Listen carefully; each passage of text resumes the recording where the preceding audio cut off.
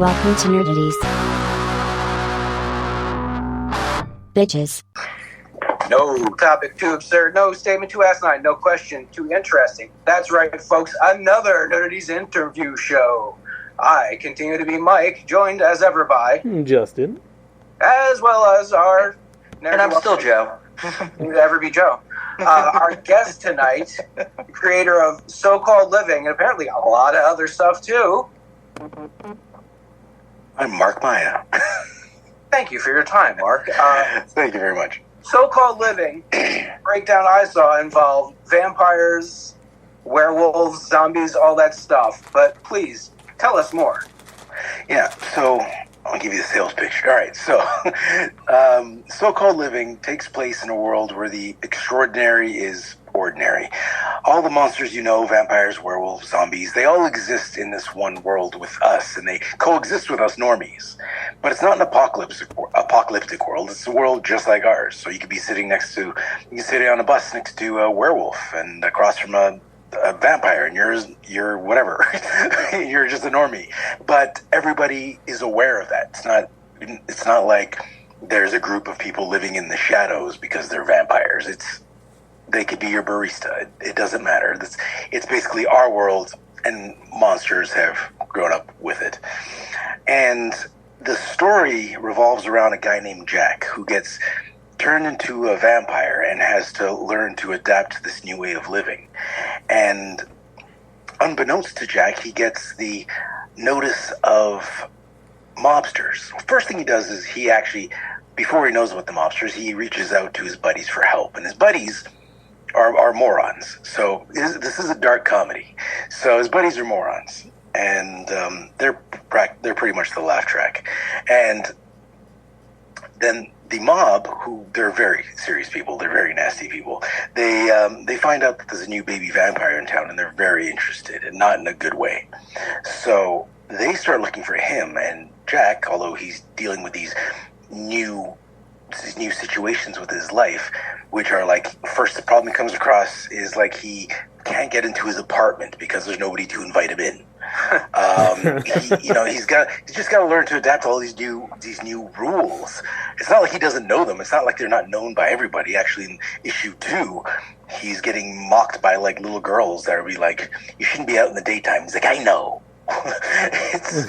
It's just all happened to him at once, and he's kind of thrown into it with like nobody guiding the way. It was just very much trial by fire, and he's doing his best. And he has no idea that the mob's after him. So I've been comparing it to, imagine the cast of Friends if they were being hunted down by the cast of Sopranos. So and that's how they are, and they live in those worlds. So like Jack and his buddies, they're more like the comedy, and then you get the mob guys, and they're the serious tension. And then the vampires in the world are also very different. That's who turned into a vampire, probably because of other vampires.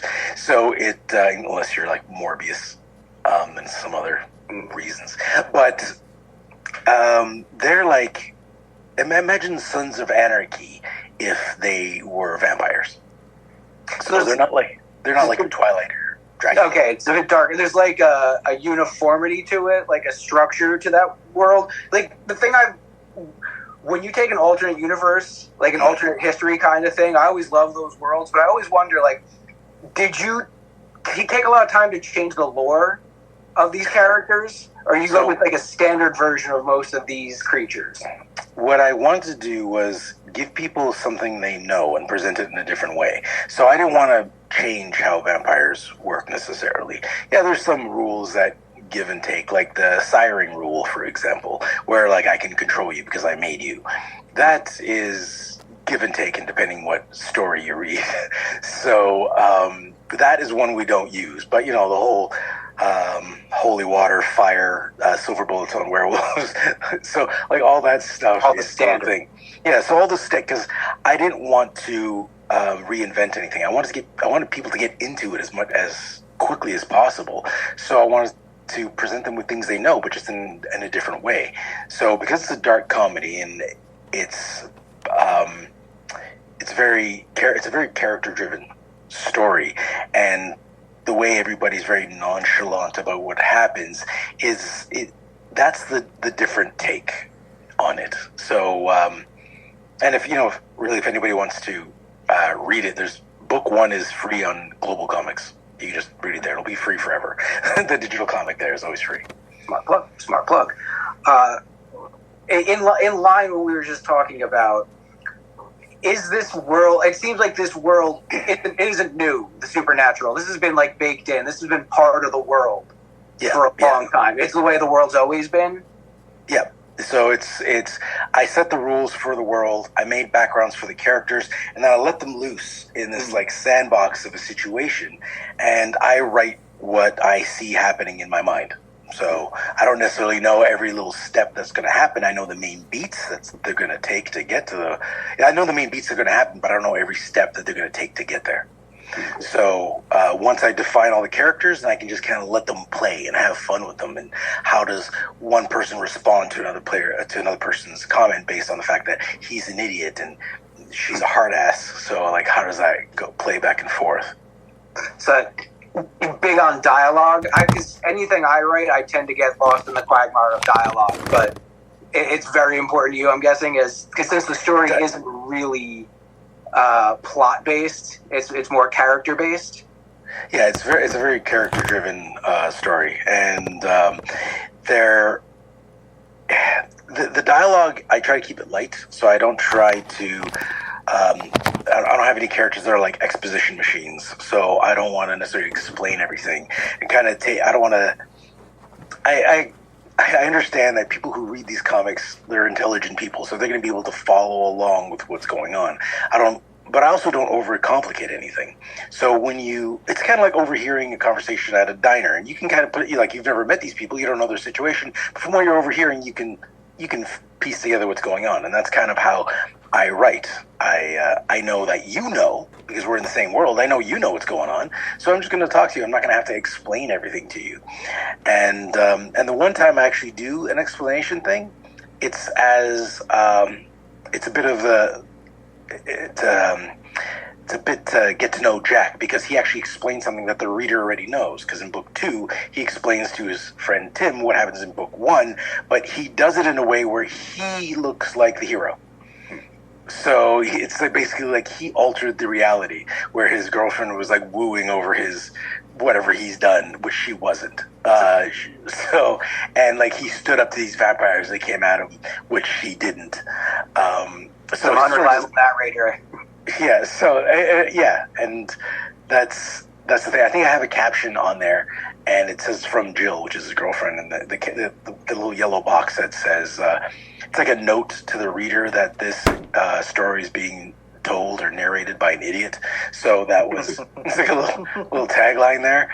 So and so everything's drawn a little differently. Like when you read about Jill in the first comic book, she's all like she's like mean and focused, and she's just like irritated with even being with this guy. It's like this relationship isn't going well. And then when he tells the story, you see it in book 2, and it's like just a 2-panel spread, or 2-page spread.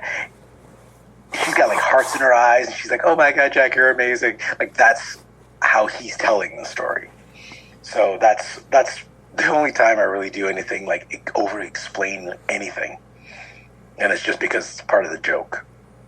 Yeah, it is the joke. If you don't spend the time on it, be kind of beating the dead horse. By the time you get to the point where it's glue, that's where it's funny. Yeah. So yeah, and I try to keep I try to keep all the dialogue between characters snappy, so it's like easy to read. I want it to be like a quick read. I don't want people to get bogged down by just too much text. But the action does pick up in books 3 and 4. So 1 and 2 is a lot of chit chat. 3 and 4, there's a lot more action, especially in book 4. You gotta set the table before you can eat the meal. So yeah. Some people like to just jump headfirst in the buffet with these stories and then fill out the back end. But I do kind of like a slow opening to these stories to get a little get to know you time. It cranks up the dilemma that Jack's in, because at first he's turned into a vampire. The problems are like technically they're serious, but it's being a dark comedy in a world where vampires exist. He got turned into a vampire. He knows, he's just got to deal with these new rules. So it's taken as just an annoyance. Like, oh my God, now I'm a vampire and I got to deal with this. And then it gets very serious. So books 1 and 2 establish Jack's situation, and in books 3 and 4, it lays the groundwork for the bigger story. And also, when I write about each character, I try to kind of bring the reader along with it. So when you're reading the Jack stuff, it very much seems like you're living in his world and everything's kind of goofy, nothing serious. And then when you get into the mob guy's world, everything's very tense and very serious. Like, they're very intense people. So I try to make it feel very different. I don't want it just being like the same voice coming out of different characters. So I want the way they talk to have like more gravitas and be very serious. And these guys are more just aloof, making like just quoting fucking Star Wars. Not that they do, but like just I want it to be more like just regular guy talk between them and very serious mob business with the other guys. And I try very hard to make them seem like very different characters just through the dialogue. Given the juxtaposition between those two tones, you have to find the right artist who could frame those scenes properly. Have you guys worked together for a while? No, Marco. I met Marco just like I met him just working on book 1. Yeah. So that was me just going out looking for an artist. And as a writer, looking for an artist, it's difficult. You try to find somebody you trust. It's expensive when you do. So yeah, I found Marco, and it worked out because I was looking for a specific style. Because I wrote the script over 12 years ago, and I kind of put it on hold for a bit, even though it was like the story was mostly written at that point. And I put it on hold, and I decided to bring it back up, dig it back out like 2-3 years ago, and work on it again. So that's when I started scouring the planet for the right artist, and I wanted somebody that had kind of a Humberto Ramos style to him, kind of exaggerated, the big hands, and somebody who's not afraid to really push the envelope as far as like character reactions and facial expressions, because I thought that fit this story.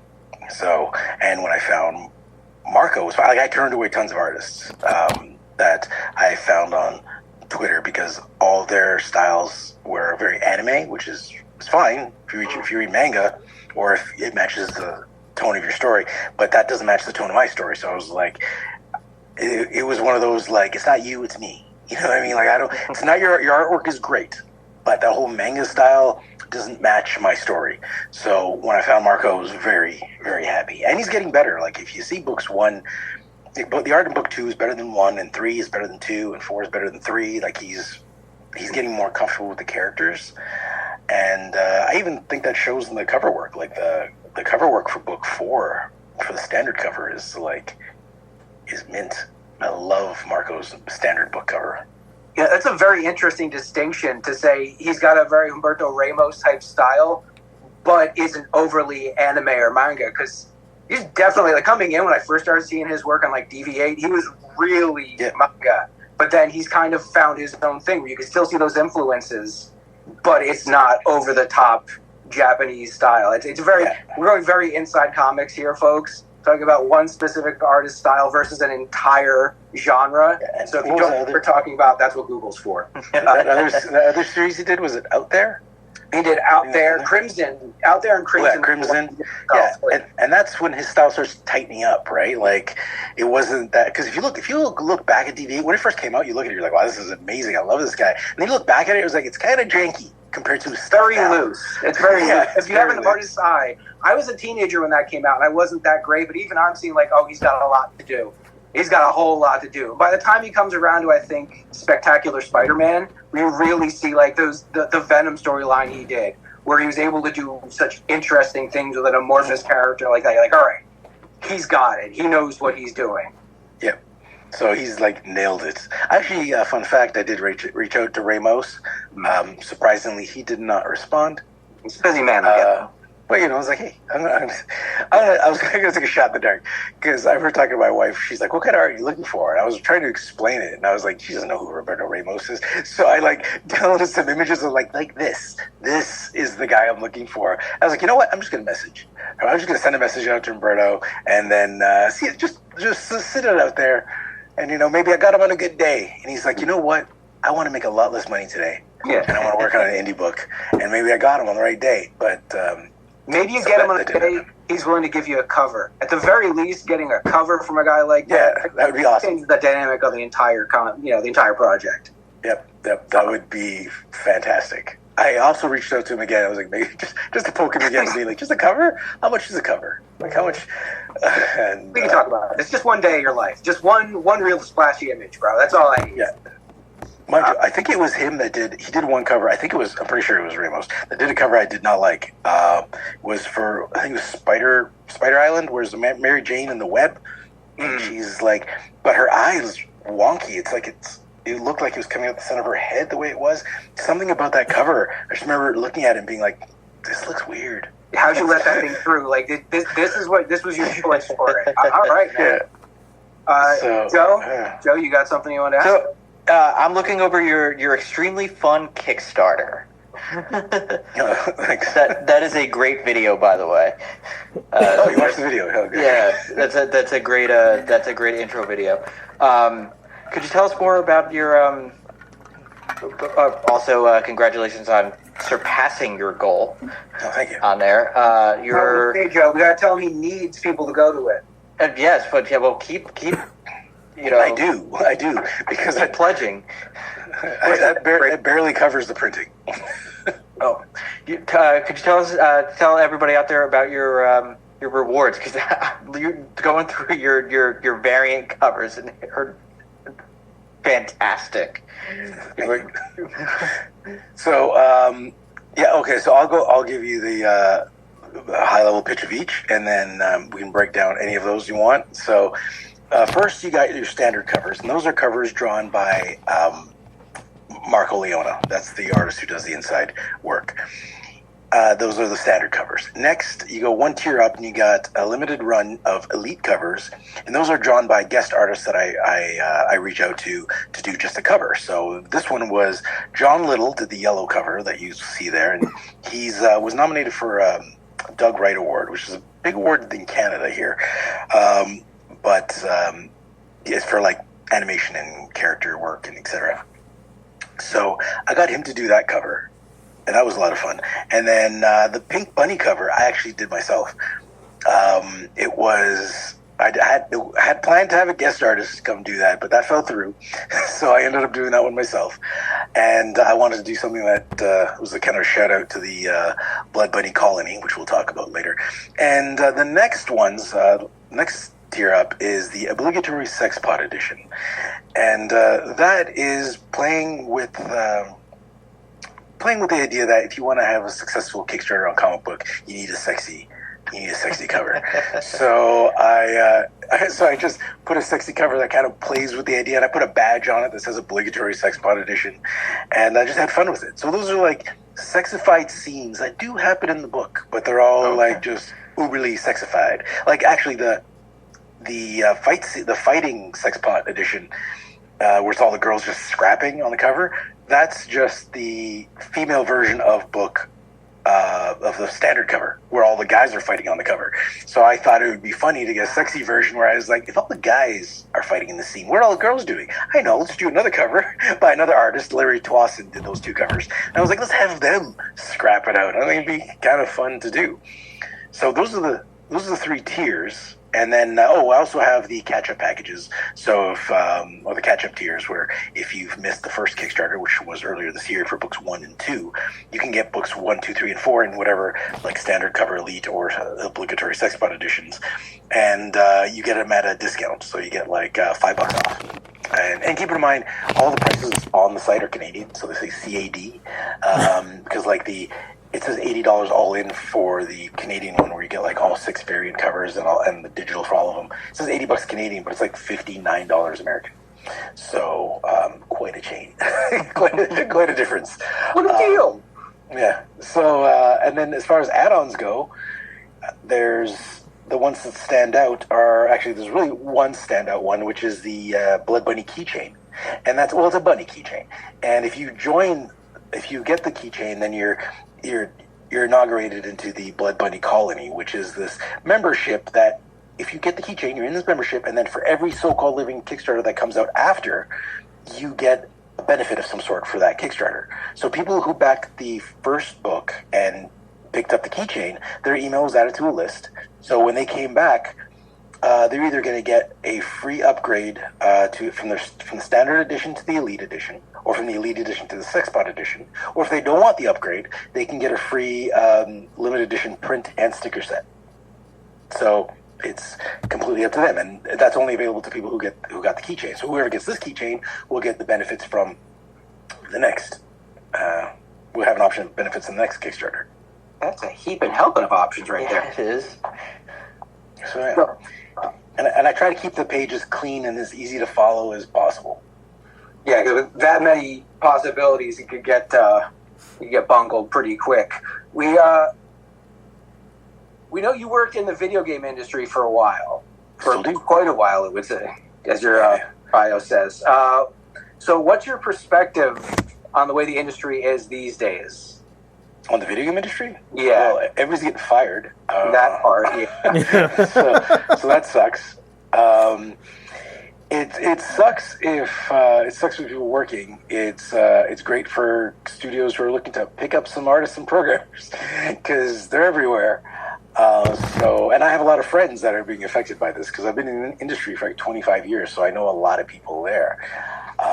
Now, as far as like what's going on the day to day, I left the studio environment when my son was born 3 years ago, and that was to start this book and to just be home more and kind of.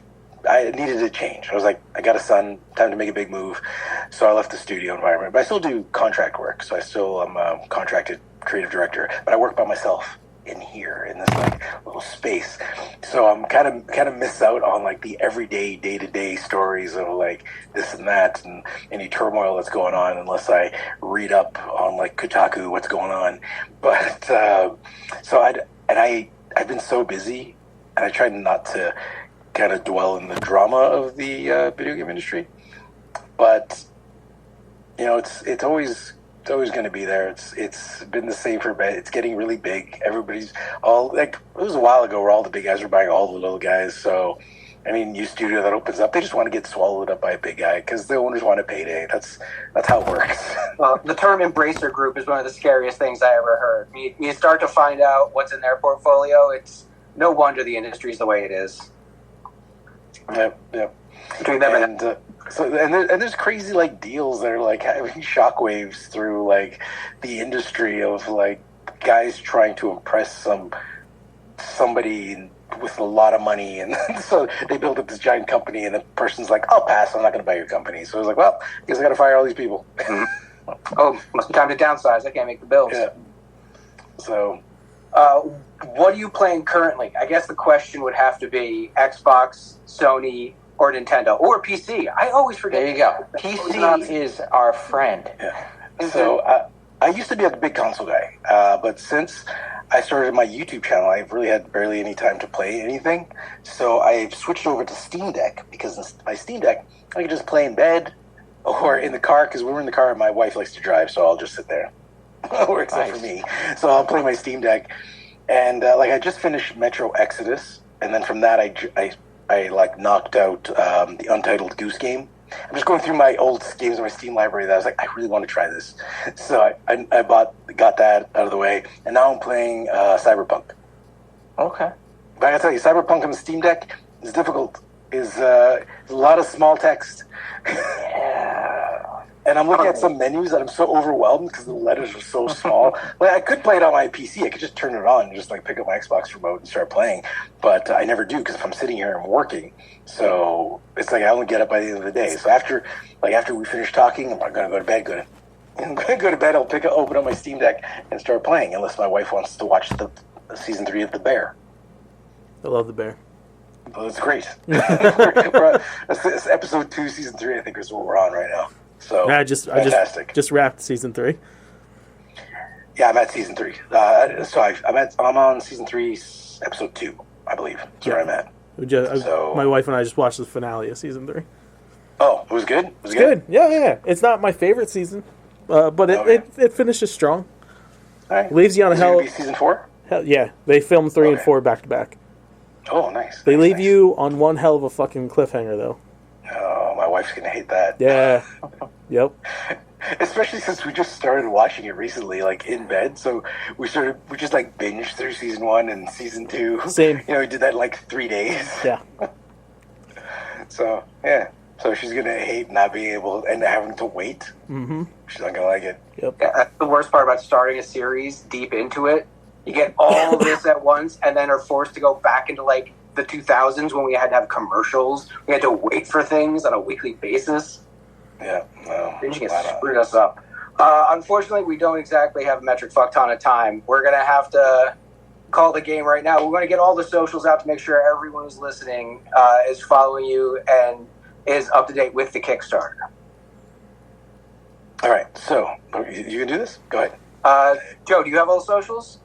Ooh, you are all over the Googles, just to let you know. Let's see. You are on... Oh, crap. Hold on. There we go.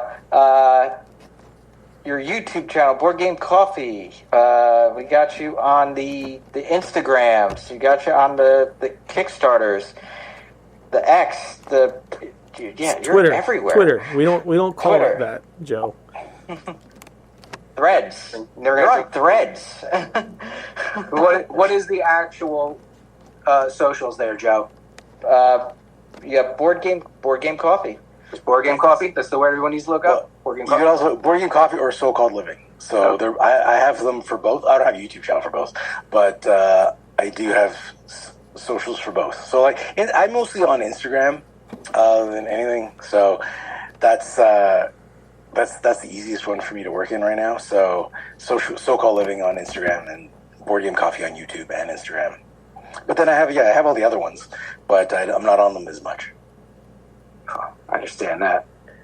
Who's got the time or the mental capacity to do that shit anymore? Yeah, running Kickstarter is hard enough. I run all of ours, and I barely fucking use it.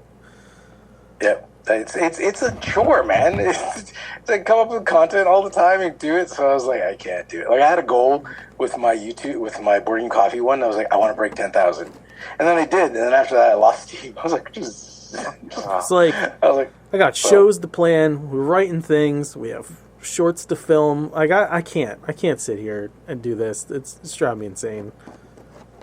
Every once in a while, I edit. Every once in a while, I throw a tweet like, "Yeah, this thing," or "Oh, this sounds cool." It's great that you guys have like a team to put this together because like I write my scripts, I record my own things, and then I edit my own stuff and put it out. I have to do my own socials. Like it's so much work. At least you don't have anyone to argue with. No, that's true.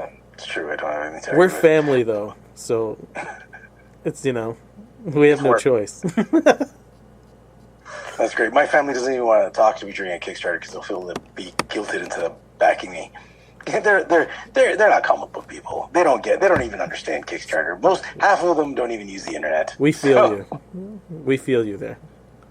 So, they want nothing to do with me. They have no idea what my YouTube channel is about.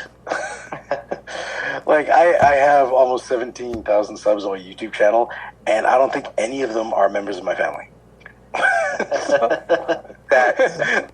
Like they don't give two shits because they're all just old school Europeans. They don't care about comic books and board games and video games. They don't they have to work for a living, damn it. Yeah, I want to say thank you for your time, Mark. We want everyone to check out So-Called Living, check out the Kickstarter. Just because you met the goal doesn't mean it's over, folks. You can always sell more. Remember that.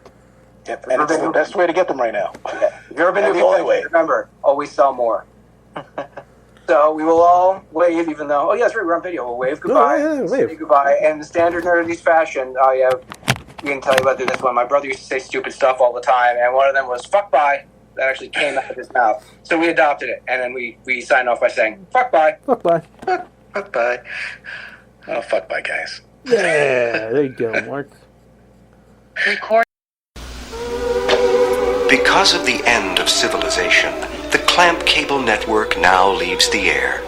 We hope you have enjoyed our programming, but more importantly, we hope you have enjoyed life.